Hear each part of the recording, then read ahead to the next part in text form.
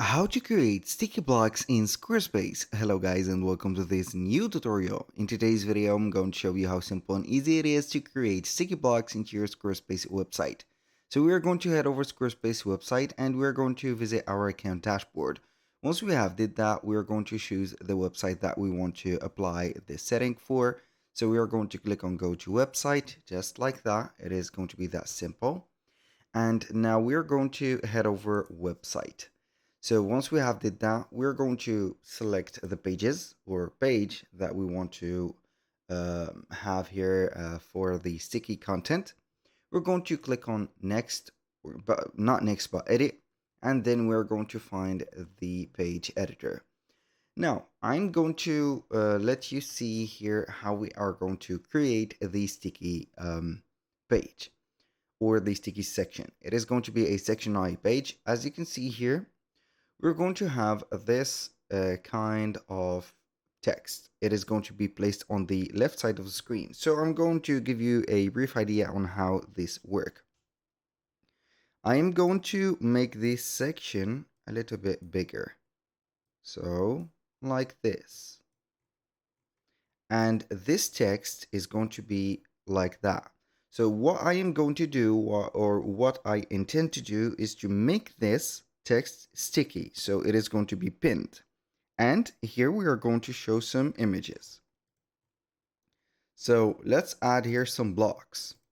I'm going to show you the images that you are going to take advantage of, or you can go ahead and get the right idea.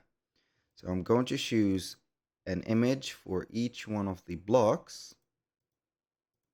I'm going to do that real quick. I'm going to choose different images and we are going to duplicate that process at least, I don't know here. So we are going to duplicate it 8 to 8 times. Here we have 6. Duplicate it 8 times at least. So let's go with 10. So I'm going to head over here like that. So I'm going to change the images. So let's let this one and that one. So I'm going to change the image. So I'm not going to be changing all the images. I'm going to only change some few. And let's let this, I'm going to change that. So like this. I'm going to head over here. So I'm going to let it out. Replace. Like that. And you can go ahead and have more images. So I'm going to only change some images so you are going to distinguish what is going to be changing and what not. I think that I'm going to do this and the next one and okay. So we're going to change to this. Last one, we're going to change it to something else. Like that. Boom. And you're going to see that we are going to have some different images. Now what I'm going to do is to click on the part that I want to make it sticky or the block like this, and we're going to click on pin. The pin is going to pin it either at the top, pin on top on scroll. As you can see here, we are going to pin it to the middle or we are going to pin it to the bottom on scroll. You can control this offset depending on what you want.